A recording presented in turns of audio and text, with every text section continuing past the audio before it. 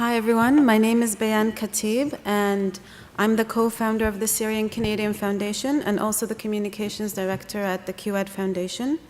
It's wonderful to be in a room full of experts and academics and researchers. Each of us has a pathway that brought us here today.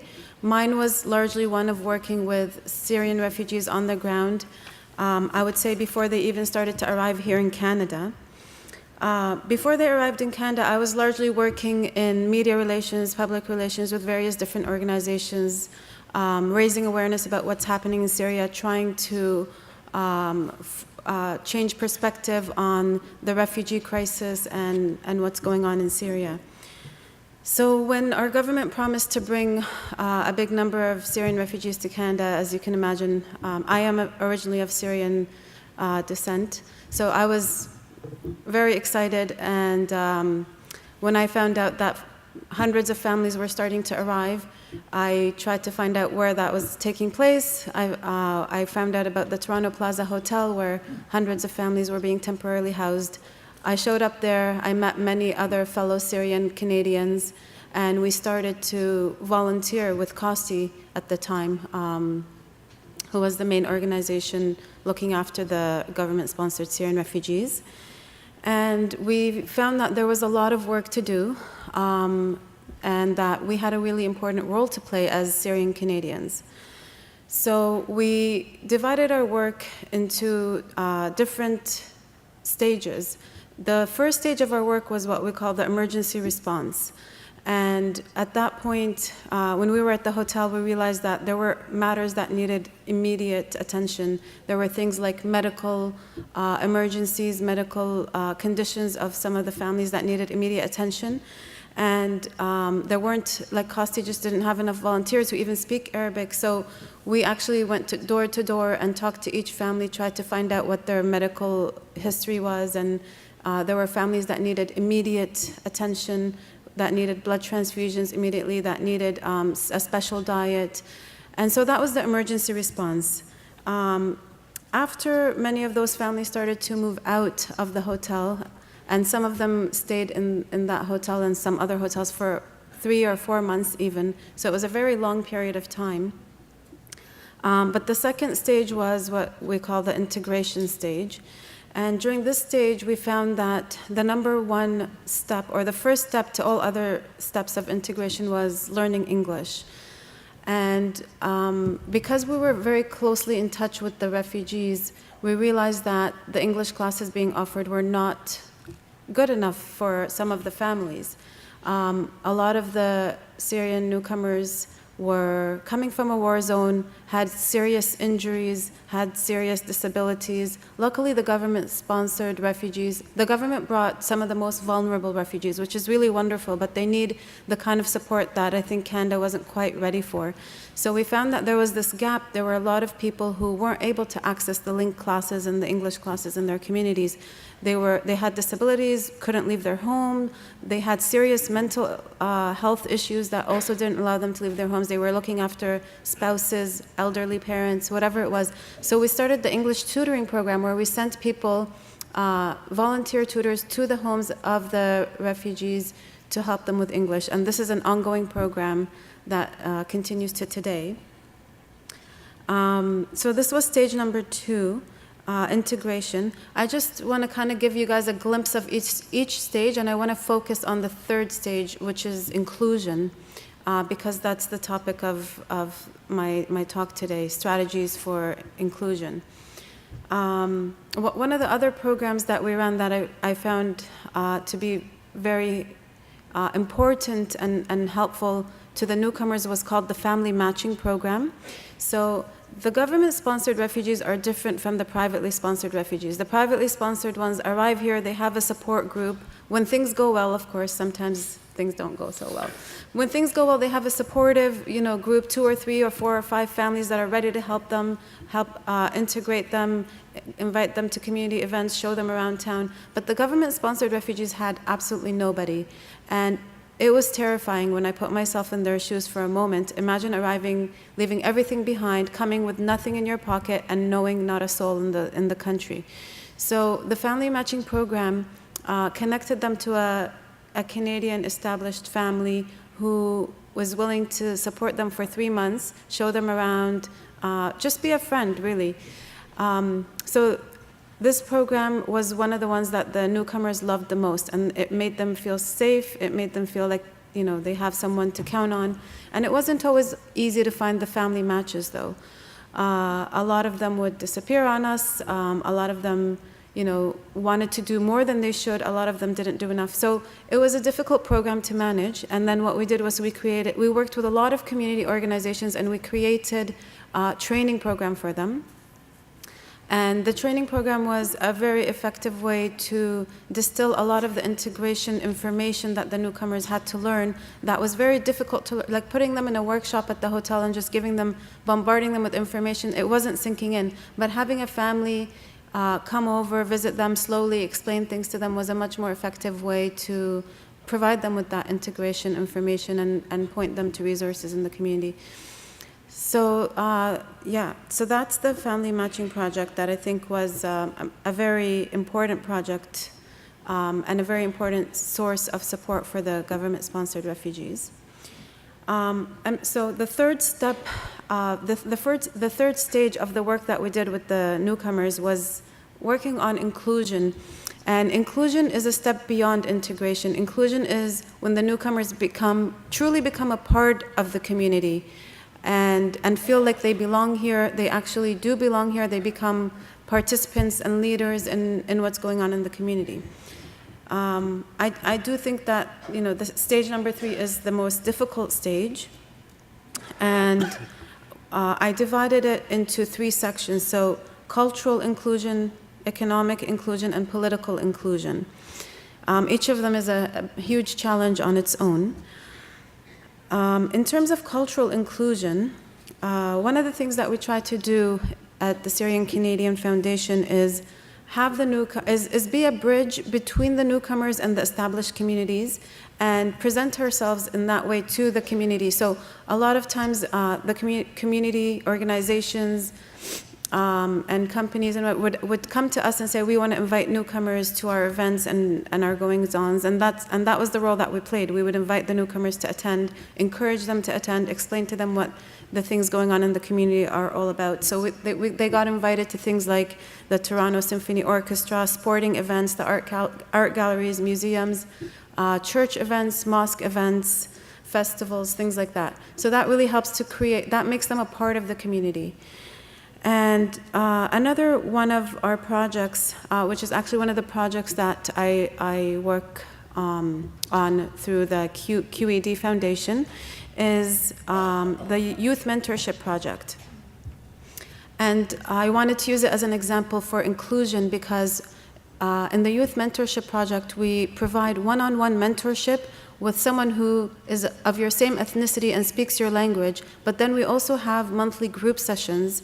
In these group sessions, everybody's all together, and we try to facilitate cultural connection where everybody learns about everybody else's culture, and all of us participate together in Canadian culture. So everybody goes out, we go skating together, hiking together, volunteering together, which is a very important part of Canadian cultures. You can't graduate from high school anymore without having 40 volunteer hours. So this is an important part of being included in Canadian culture. And the third part of inclusion is, second actually, is economic inclusion. Economic inclusion is very difficult but so essential. It's difficult because a lot of the newcomers come here and their credentials are, times 0. They are meaningless now. Their education is meaningless, their experience is meaningless, and they feel defeated and they have to start from 0. And this happened, of course, to my parents and my aunts and uncles who came here, and now it's happening to all this generation of newcomers. So it was a very important area to work in, and one of the things that we did here to address that challenge was to create what we called the newcomer networking dinners. And speaking of funding and grants, we thankfully just got a grant for this one to continue running it. It's a small grant, but it helps. So what we did here was contact, and we worked with, we always work with lots of partners. So I don't have time to mention all the partners that we worked with, but please keep that in mind. So for the networking dinners, what we did was contact companies across the GTA, companies like Uber, LinkedIn, Huge, which is a marketing firm, and many others, and ask them to host a dinner for Syrian refugees. So we would invite the Syrian refugees to attend the dinner. The company would present about the work that it does, and they would hopefully mingle, get to know each other. It would be a networking opportunity. So what happened was we realized that I just want to share with you some of the things we learned from this experience, is that it wasn't enough just to create that connection. You kind of, as a person who's building the bridge, which is what we see our role as, you have to go further than that. You have to push each side a little harder. So the newcomers need to, and this is what we're going to do in phase 2 now that we've got funding. The newcomers need to speak up more. They need to, we need to give them an opportunity. Like at these events, we had the corporation stand and explain their business and what they do, but we had to give a chance to the newcomers to talk about their stories and why they're here and what they hope to gain from it. And we had to give the corporations ideas for how to create more impact from this dinner. For example, offer volunteer opportunities, internships, mentorships, jobs, or those sorts of things. So I think we had to push it further, and that's what we learned. So we do plan to carry this project forward. And one example of pushing it forward in a more effective way is something that our sister organization, Refugee Jumpstart, did. So the head of Refugee Jumpstart is my really good friend and also board member of Syrian Canadian Foundation, Mustafa Alio, standing in the back over there. So what Refugee Jumpstart did was create a partnership with LinkedIn. And this partnership was to take employees of LinkedIn and match them with Syrian newcomers who work in that field, and they would become their mentors. And they would commit to mentoring them up to the point where they find them a job. So this project was so successful that they spoke about it at the UN Economic Conference or something like that. So this is a very good example of how to take it a step further and to keep pushing through until you reach the outcome that you want to obtain. So the last type of inclusion is political inclusion. And when I say political, I'm talking about nonpartisan political inclusion, meaning civic engagement. This is something that's personally very important to me because as a Syrian, I come from a country where that doesn't exist. And the Syrian refugees who are coming here come from a country where, political engagement means you will, if you're not voting for the president, you're going to jail. Like, that's the alternative. So they need to learn a lot about, it's okay to engage politically. It's okay to have a voice.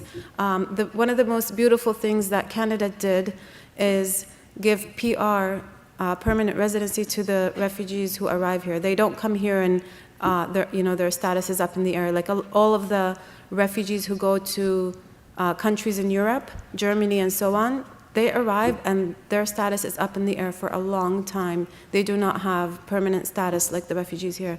So this is a really wonderful thing that Canada does, and it really helps to provide refugees with a sense of belonging and inclusion in this country. And so I think we have an important role to play with teaching them about civic engagement and that sort of thing. One of the organizations that hosted a networking dinner was Samara Canada. And it's a nonprofit that works exactly in this field, civic engagement. And so they hosted the dinner, and like I said, the dinner just didn't seem enough. So then I started to talk to the head of the organization about doing more, perhaps running workshops for these refugees who attended and others in the community on civic engagement. What does it mean to be engaged in politics in Canada? What your rights are, what your responsibilities are. So that's a project that I'm very passionate about that I hope to carry forward. And I guess, yes, one more point. 3 minutes. 3 minutes? Okay.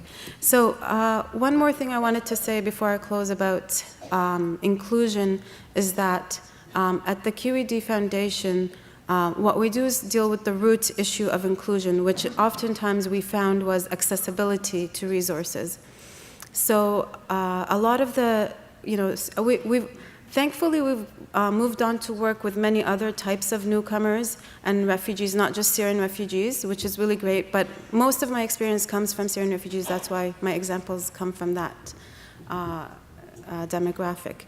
So what we realized is dealing with accessibility was key to dealing with the root issue of inclusion. So a lot of the resources out there are not accessible to the newcomers.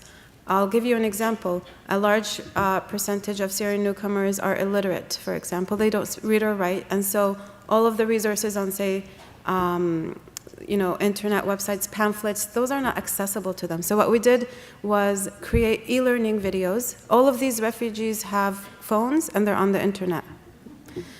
So we created e-learning videos where they could learn about important topics to help their integration. Mental wellness was a big topic that we dealt with. We created something called the Mental Wellness First Aid Kit, which is a series of videos that teach families how to self-care when coming from a traumatized environment and how to care for their traumatized children as well. So we deliver these videos in workshops because just giving them the information isn't enough, because this is a vulnerable population. You give them the information, they can watch it again at home, but then we also facilitate workshops where they get to speak and have a therapist there available in case they need more support. So lastly, I just wanted to say that I'll skip some parts here since I only have a minute left.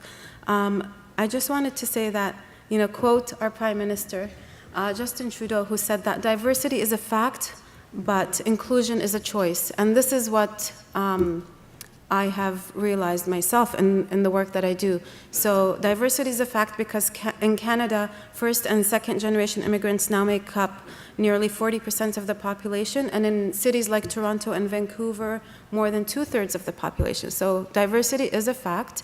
Inclusion is a choice. And it's a choice that needs to be made by all the actors. The established communities have to make a choice to not be afraid of these new communities, not to feel like they're here to steal their jobs, to include them, to be welcoming, which many Canadians have done. The newcomers have to make a choice not to live in bubbles and, congregate in tiny communities where they just talk to each other and don't step out and integrate with the rest of the community. And finally, organizations like ourselves, the Syrian Canadian Foundation, Refugee Jumpstart, QED, have to play an important role in bridging those two things and in connecting the communities that want to help and the refugees who want to participate. Thank you. Merci beaucoup, Bayan. Alors, on a